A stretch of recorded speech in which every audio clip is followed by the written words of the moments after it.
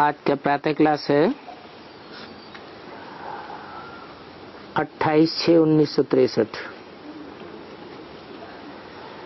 Record चला है, दुखियों पर कुछ रहम करो।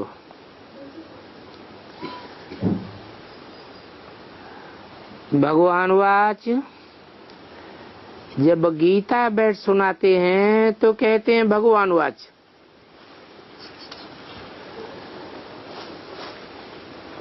भगवान ने बैठकर बच्चों को सुनाया था कुछ,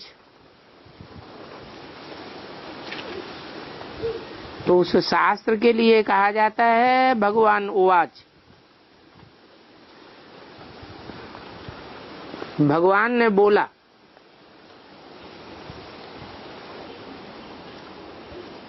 अब भगवान तो हुआ नई सृष्टि का रचयिता, और नई सृष्टि का रचयिता तो जरूर सुख देने वाला होगा। गाते भी हैं हम दुखी हैं, हमको सुख चाहिए।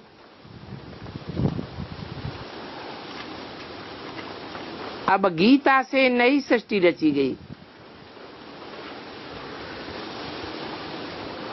परंतु इस बात का इस गीता में कोई वर्णन नहीं है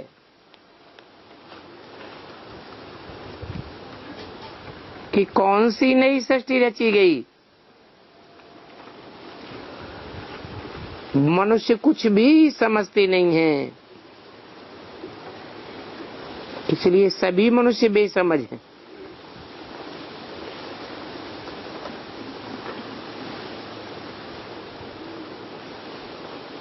मनुष्य नहीं समझते हैं, इसलिए बाप ने कह दिया है हम सबसे जास्ती बेसमझ भारतवासियों को समझते हैं। बाप आकर समझाते हैं कि भारत सतयुग के आदि में बहुत सुखी था,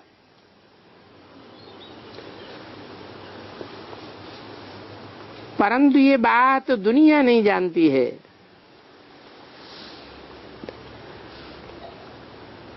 सतयुग का किसी को पता ही नहीं है,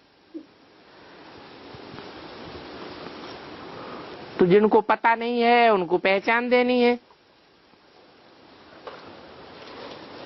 कि भारत सतयुग आदि में बहुत सुखी था। वहां देवी देवताएं राज्य करते थे।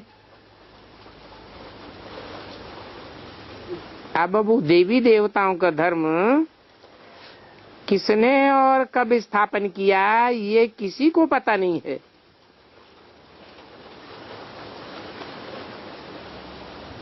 और संगम युग भी तो कहते हैं, क्योंकि हर एक युग का भी संगम होता है, परंतु भगवान किस संगम पर आते हैं इस बात का भी कोई को पता नहीं है। भगवान को कहा जाता है रचयिता।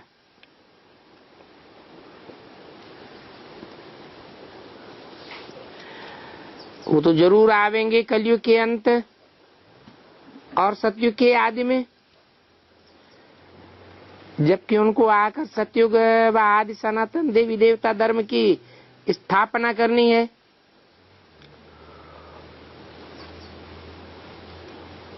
उनके बिगर आदि सनातन देवी देवता धर्म की स्थापना और कोई नहीं कर सकता।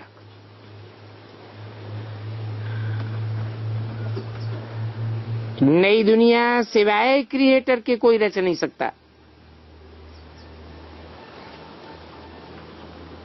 परंतु उन्होंने तो गीता में लिख दिया है संभवामि युगे युगे, मैं हर युग में अवतार लेता हूं।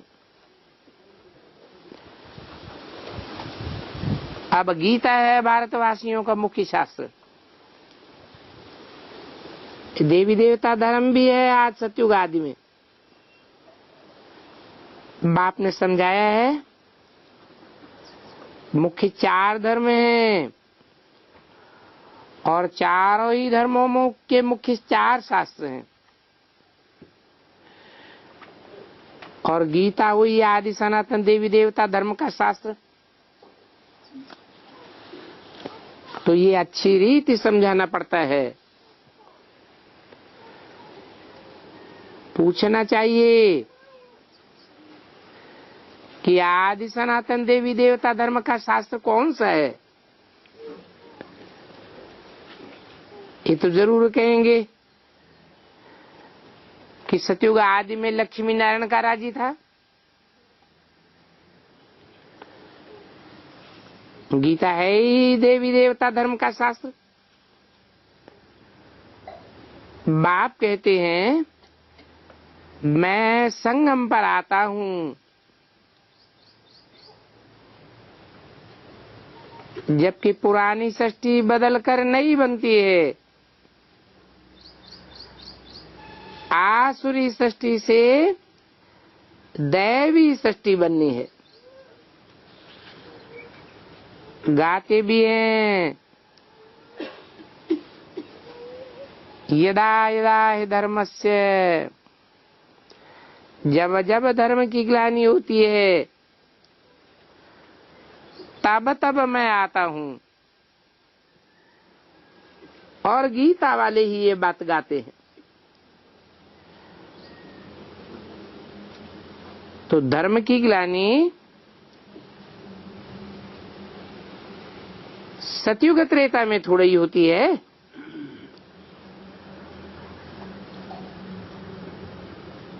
और सबसे जास्ती धर्म की ग्लानि तो कलयुग अंत में ही होती है। अनेक धर्म वृद्धि को पाते हैं और एक आदि सनातन देवी देवता धर्म प्रायः लोप हो जाता है।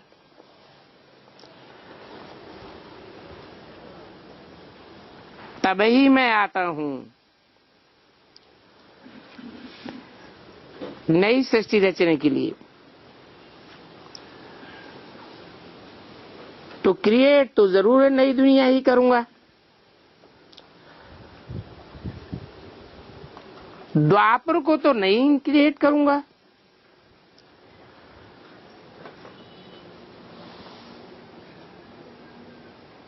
द्वापर तो द्वैतवादी सृष्टि है। और ऐसे भी नहीं कि मैं सतयुग त्रेता के संगम पर आ सकता हूं। नहीं नहीं, मुझे तो सिर्फ नई दुनिया को क्रिएट करना है।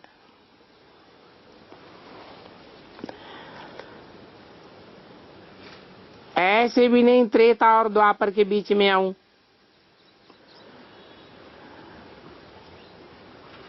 वहां भी तो नई दुनिया स्थापन नहीं हो सकती।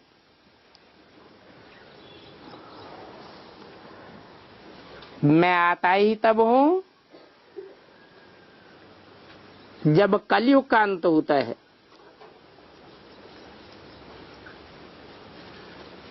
सब धर्म तमो प्रधान बन जाते हैं।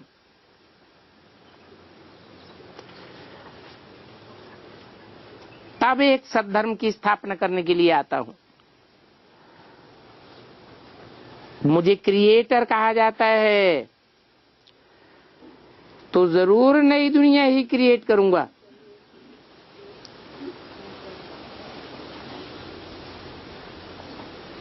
और ये बात तुम बच्चे ही जानते हो। भगवान तो एक को ही कहा जाता है। भगवान को समझाते मैं आता ही हूं कल्प कल्प के संगम युगे।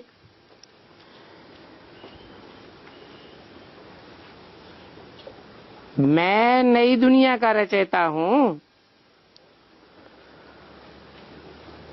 राजाओं का राजा बनाने के लिए आता हूं।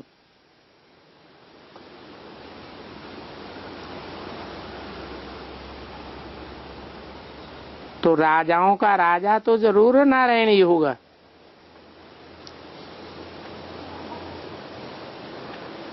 मुख्य बात समझानी है कि गीता सर्वशास्त्रमयी शिरोमणि शास्त्र है और भगवान जरूर कल्प के संगम पर ही आकर देवी देवता धर्म की स्थापना करते हैं। ये भी बड़ी भूल है कि एक तो भगवान का नाम बदल दिया,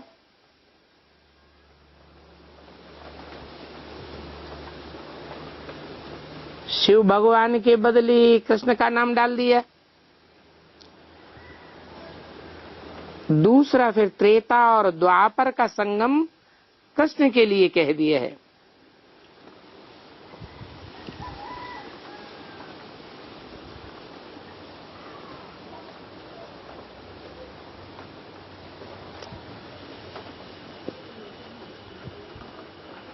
तो क्या मैं तो पुरानी सृष्टि रचने के लिए आता हूं?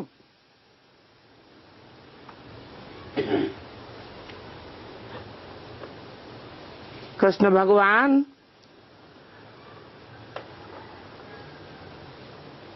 अगर द्वापर के अंत में आते हैं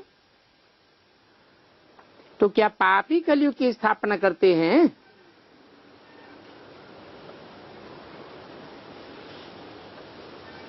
भगवान पाप की दुनिया रचेगा क्या? नहीं। अभी तुम तो माता पिता कह के बुलाते हो और ये महिमा तो उस परम पिता परमात्मा की ही है।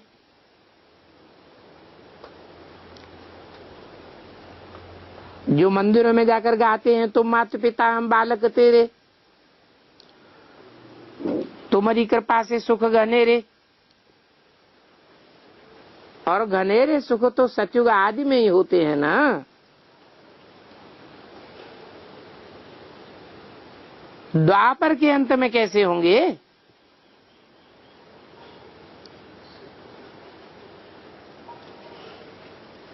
कहते हैं आकर दुखियों को सुखी बनाओ।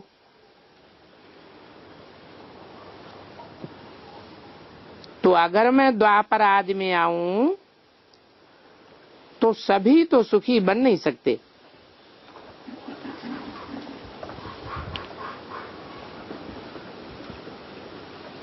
क्योंकि सृष्टि को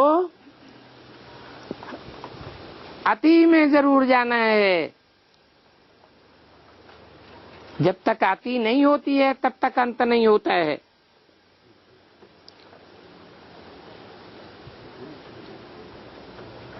सृष्टि तमो प्रधान तो जरूर बननी है। अभी देवी देवता धर्म का जो शास्त्र है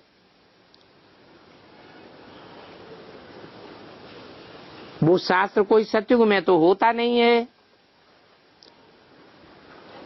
जरूर कलयुग अंत और सतयुग आदि के बीच का शास्त्र है।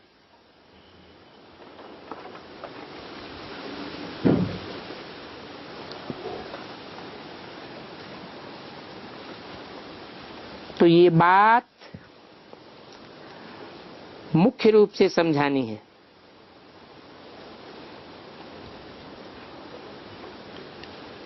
जब कलयुग अंत सतयुग आदि में आए तभी सारी सृष्टि सुखी हो सकती है।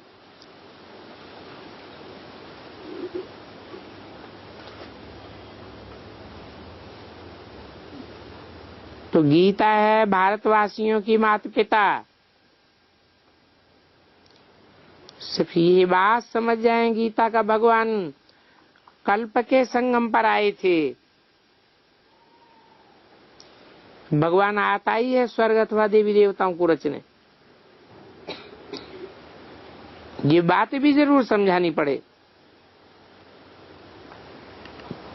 गीता में तो बड़ी भूल कर दी है। सर्वशास्त्रमयी तो जरूर नंबर 1 माई बाप होंगे। महिमा सारी गीता की है, बाकी और शास्त्र रामायण आदि में कुछ है नहीं। दंत कथाएं मात्र हैं। सभी भाषाओं में कॉपी करते हैं परंतु ये पता नहीं है कि भारतवासियों की ही भूल है। 28-6-63 की वाणी का दूसरा पेज। ये व्यास भारतवासी था,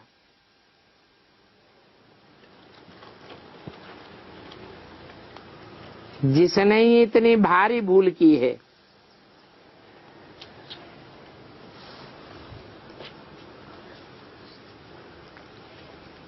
बाहर के देशों में तो गीता पीछे गई है, तो ये भूल समझाने के लिए भी युक्ति चाहिए।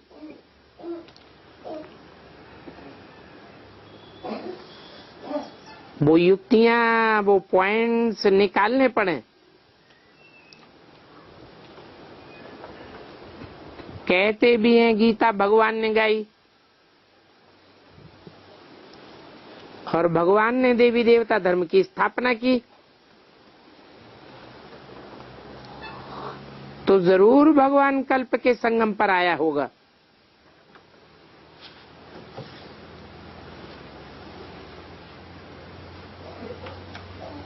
हर युग के अंत में कैसे आवेगा?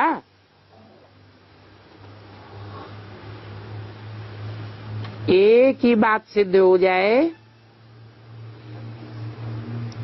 कि गीता संगम पर गाई गई है,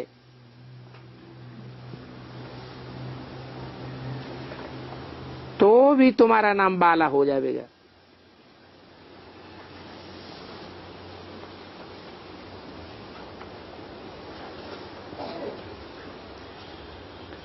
विद्वान पंडित आदि सभी का माथा नीचा हो जाएगा।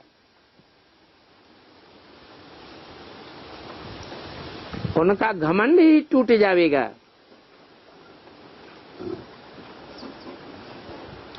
ये तुम्हारा ज्ञान का बाण है, जिस बाण से घमंड टूट जाता है।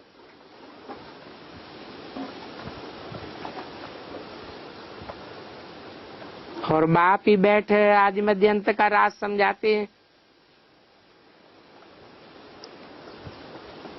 बाप ने ही आकर के तीनों कालों का राज समझाया था।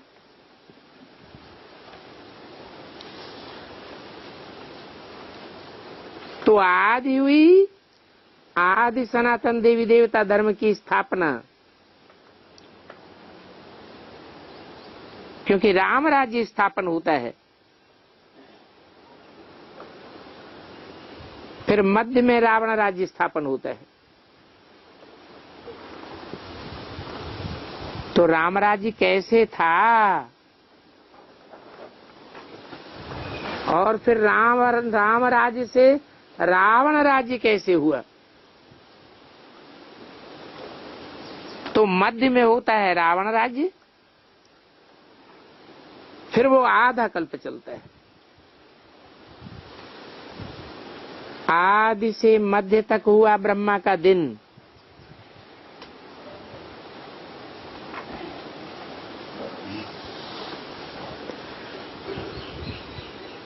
फिर मध्य से अंत तक ब्रह्मा की रात।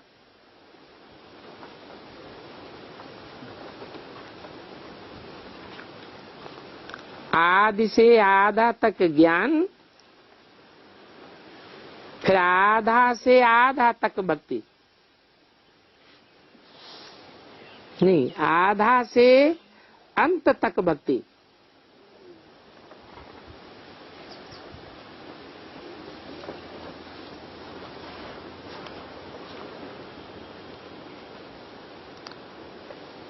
पहले तो जरूर नई सृष्टि है, परंतु नई सृष्टि पुरानी कब होती है ये मनुष्य नहीं जानते।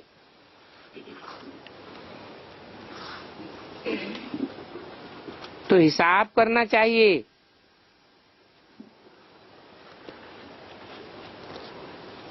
अगर झाड़ की आयु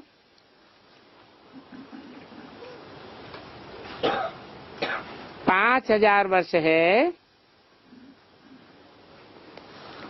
तो आधा मध्य में रखना पड़े।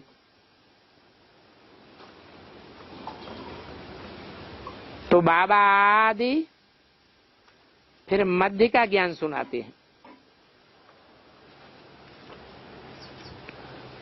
बरोबर षष्ठ की आदि में राम राज्य शुरू होता है और राम राज्य का अर्थ ही है आदि सनातन देवी देवता धर्म। सूर्यवंशी और चंद्रवंशी, पहले सतयुग फिर त्रेता,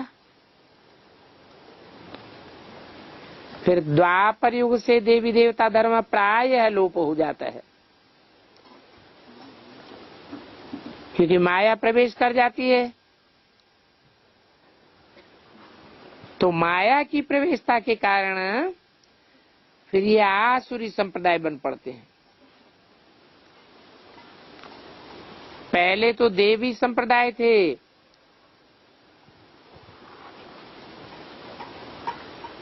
तो मुख्य ये समझाने की बात है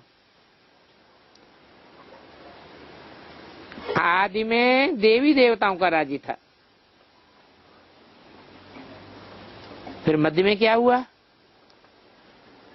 रावण ने राज्य किया। फिर रावण राज्य में कौन कौन से धर्म स्थापन हुए? सतयुग त्रेता में तो चंद्रवंशी सूर्यवंशी,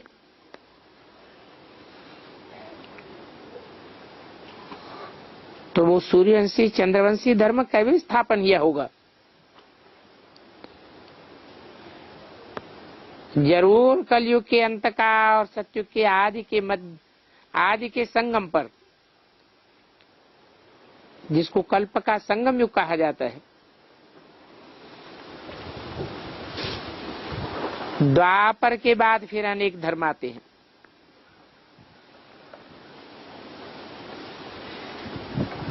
सतयुग त्रेता में था ही एक देवी देवता धर्म, पीछे द्वापर में फिर और धर्म होते गए।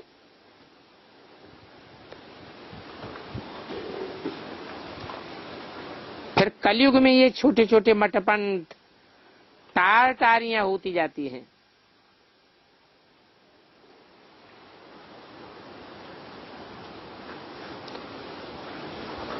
आदि में थे सूर्यवंशी चंद्रवंशी, फिर मध्य से देवताएं वाम मार्ग में चले जाते हैं। पूज्य देवताएं फिर पुजारी बन जाते हैं और भक्ति मार्ग शुरू हो जाता है। तो भक्ति कब से शुरू होती है? रात होते होते एकदम अंधेरा हो जाता है। तो ये बेहद की रात हुई ना, परंतु ये बातें कौन समझेंगे?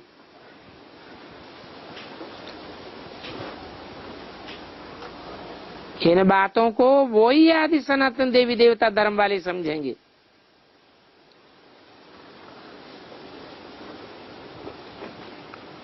उनको ही समझाना है, तुम आदि सनातन क्यों कहते हो?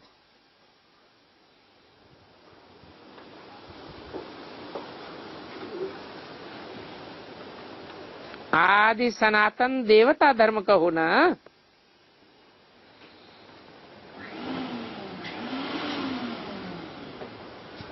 ये कोई हिंदू धर्म का तो शास्त्र नहीं है।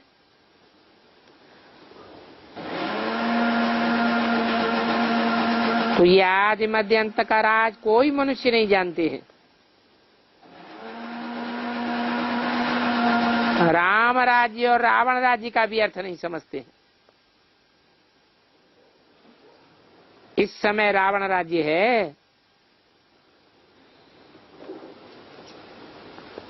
गांधी भी समझते थे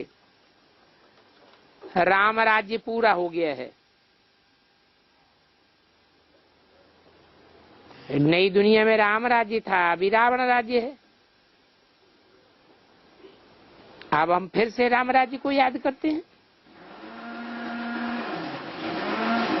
तो वो गांधी भी गीता की समझानी देते थे,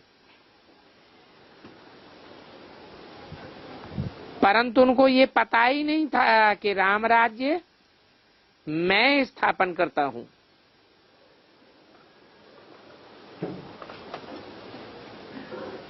वो तो पतित पावन को याद करता था, तो जरूर पतितों को पावन करने के लिए उस बाप को आना पड़े।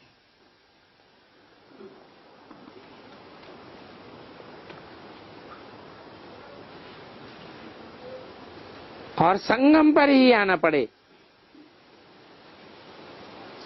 नहीं तो कब आवे। ये बात मनुष्यों की बुद्धि में नहीं बैठती। और बाबा तो सन्मुख बैठ कितना समझाते हैं, कहते हैं तुम मूर्ख थे, ये दादा भी मूर्ख था, अभी मैं तुमको कितना समझदार मनुष्य से देवता बनाता हूं।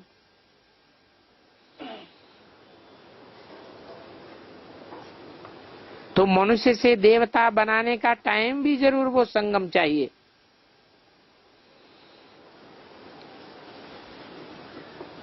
देवताएं होते हैं सतयुग में, सतयुग त्रेता में है सुखी मनुष्य, और द्वापर कलयुग में है दुखी मनुष्य।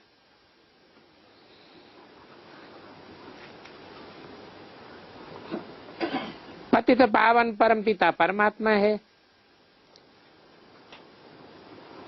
तो अपन को जरूर पतित समझना पड़े। परंतु अभी ये बातें मनुष्यों को कौन समझावे। तुम्हारे बिगर संगम है ही ब्राह्मणों का ये छोटा सा युग।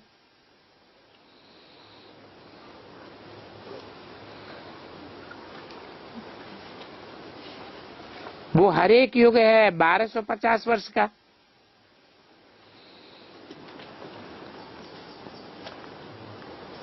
और ये संगम युग 60 वर्ष का कहेंगे।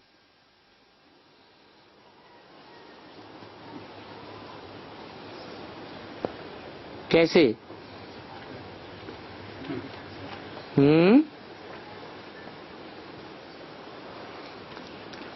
60 वर्ष का संगम युग कैसे कहेंगे? कब से कब तक?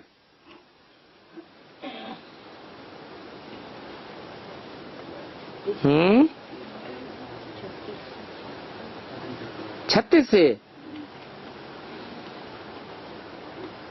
36 से तो फिर 100 साल हो गया। पतित पावन परम पिता परमात्मा कब आते हैं? है 36 में आते हैं पतित पावन है, 76 में आते हैं। तो 76 से 60 वर्ष जोड़े जाए तो कितना आता है?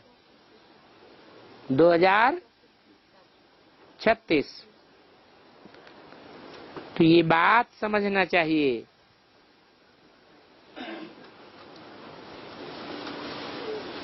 कि 60 वर्ष का संगम युग कैसे है।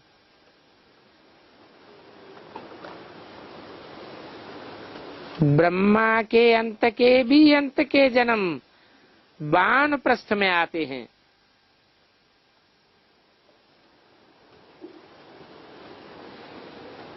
जब तक ब्रह्मा की 100 साल आयु पूरी हो तब तक बैठ नॉलेज देते हैं।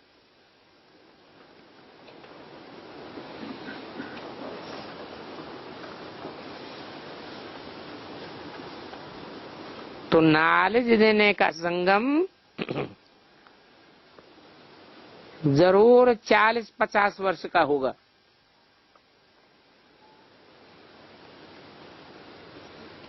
अच्छा, उथल पथल हो जाए फिर 1 नंबर से शुरू होगा।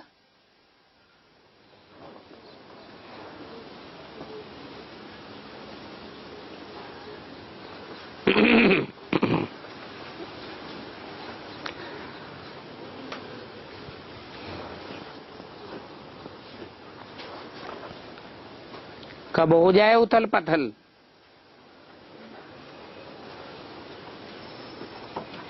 हम्म, 40-50 वर्ष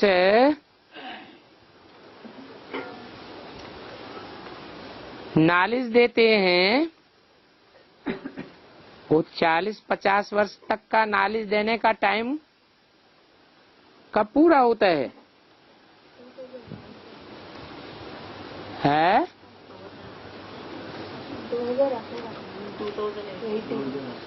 2018 में पूरी राजधानी स्थापन हो जाती है। एक पारिवारिक इकाई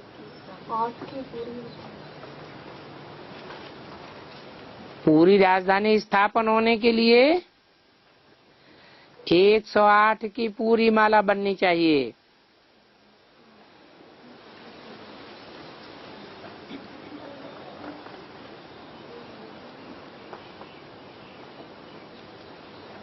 तो उथल पाथल होना तब होता है जब पूरी राजधानी स्थापन हो जाए। बाबा उथल पाथल माने सृष्टि लौट पौट होने लगे, उल्टी पलटी होने लगे।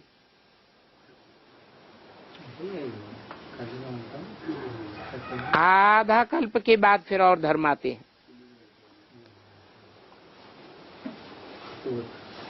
तो भारतवासियों का आदि सनातन धर्म का शास्त्र एक गीता ही है।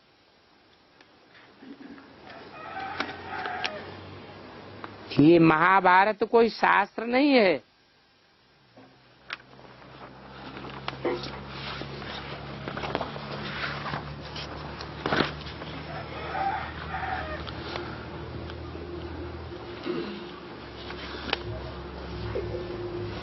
और महाभारत में जो युद्ध दिखाया है ये भी तो तुम्हारा माया का युद्ध है।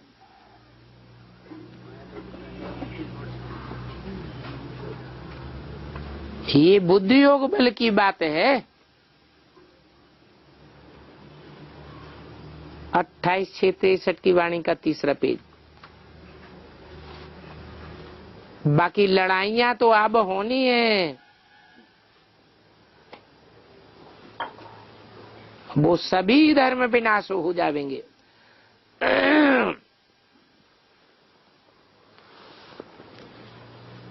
कौरवों की लड़ाई है यवनों से।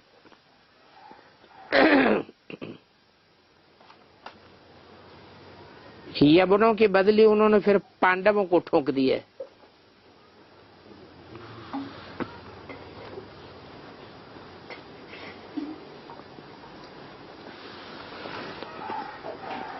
तो मुख्य बात है गीता भगवान ने कब गाई और किसने गाई। इसलिए बाबा कहते हैं जो देवी देवता धर्म वाले हैं उन्हों को उठाओ। आते तो बहुत हैं, हिंदू महासभा आदि सभाएं तो बहुत बनाई हैं,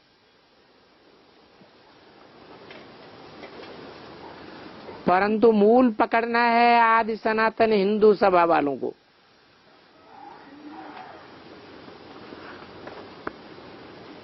उन्हों को बताओ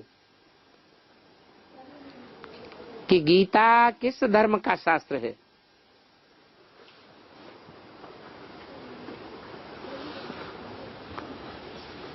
ये गीता देवी देवता धर्म का शास्त्र है और देवताएं होते ही हैं सतयुग में। वो तो जरूर क्रिएटर ही रचेगा।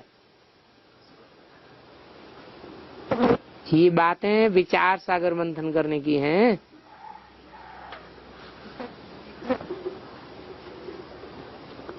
संजय भी आया हुआ है।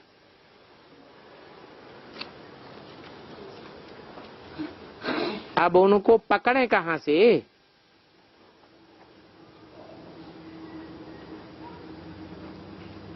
किस अंधे को ज्ञान सुनावें।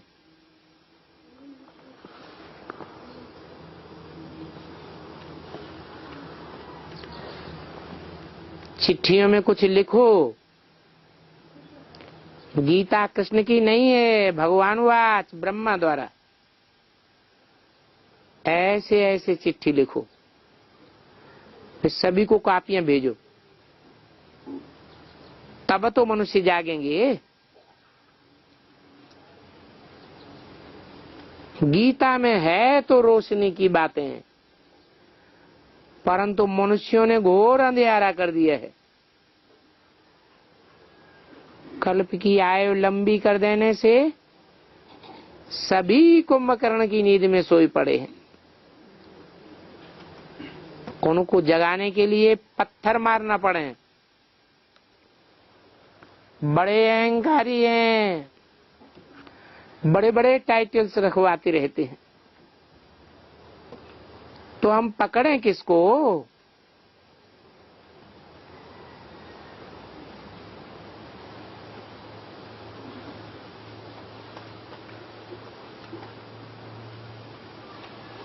प्रजा राजा को पकड़ेगी। पांडवों का हेड और कौरवों का हेड, तो हेड को बताना पड़े ये प्रजापिता है और वो है राष्ट्रपिता।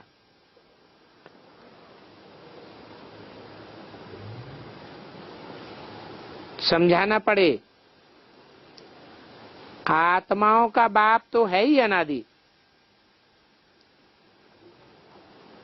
बाकी ये मनुष्य सृष्टि का प्रजापिता ठहरा। प्रजा माना ही मनुष्य, और आत्माओं को प्रजा नहीं कहेंगे। आत्मा है सन ऑफ परमपिता परमात्मा, क्योंकि गॉड फादर कहते हैं ना, ब्रह्मा को फादर, फिर मनुष्य कहेंगे। ये हमारा मनुष्य सृष्टि का बाप है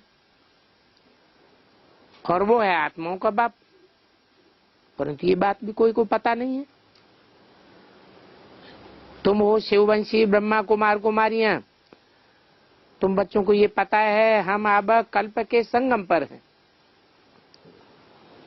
बाबा जब समझाते हैं तो तुम्हारी बुद्धि में बैठता है कि बरोबर हम संगम युग पर हैं। अभी सतयुग में जा रहे हैं ज्ञान योग की यात्रा से। उनको ही कहते हैं तुम माता पिता, हम तुम्हारे बच्चे हैं। बरोबर भारतवासी बच्चे थे जिन्होंने बाप से वर्षा पाया था।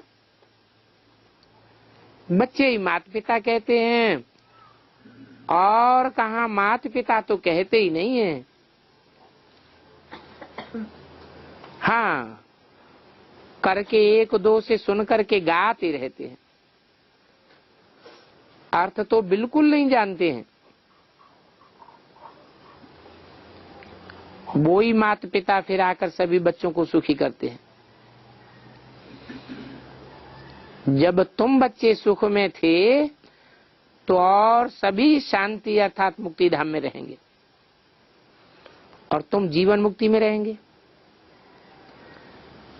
एक धर्म होने के कारण वहां अशांति होती नहीं है, उसको कहा जाता है सुखधाम। वो है शांति धाम, वो है सुखधाम, और ये है दुखधाम। वहां एक धर्म एक मत होने के कारण दुख शांति नहीं होती है। लक्ष्मी नारायण ने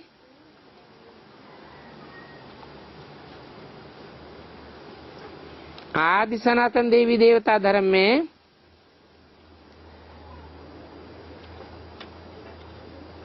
जो प्रारब्ध पाई है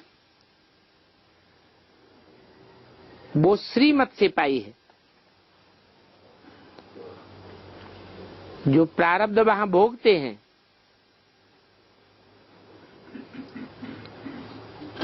तो ये एक श्रीमत हम बाबा से यहाँ लेते हैं। तो कोशिश करना चाहिए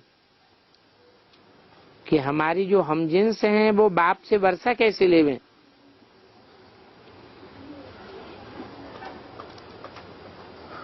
प्रोपोगंडा करने वाला होना चाहिए जो बड़ों बड़ों को जगावे।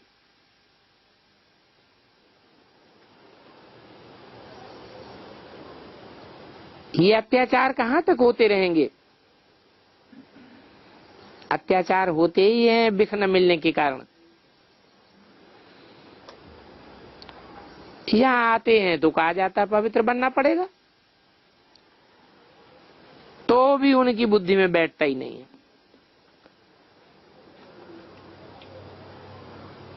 पावन सन्यासियों के आगे अथवा पावन देवताओं के आगे सभी पतित माथा टेकते हैं। उनके सामने कितनी भीड़ लगी रहती है। पावन को तो पतित आगे माथा नहीं टेकना पड़ता।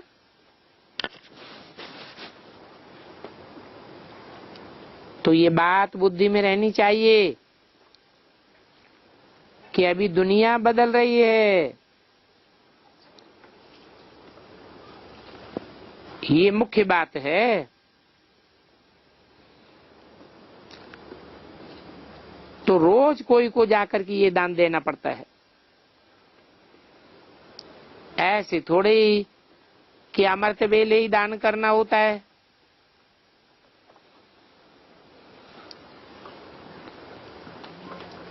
मनुष्य कोई दान पुण्य अमृत वेले सिर्फ करते हैं क्या? कोई समय कुछ न कुछ दान तो करते ही रहना है। इसके लिए कोई मुकर्रर टाइम नहीं होता है।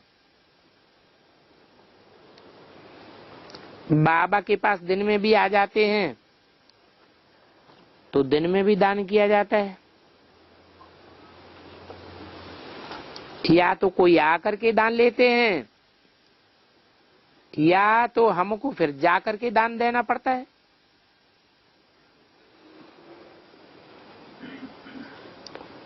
अपने घर में ही सारा दिन हट्टी निकाल कर बैठो, जो आवे उनको दान देते रहो। बोलो, ये भगवान की एक ही अविनाशी ज्ञान रत्नों की हट्टी है और कहाँ भी ये हट्टी नहीं है। अच्छा, बच्चों को गुड मॉर्निंग।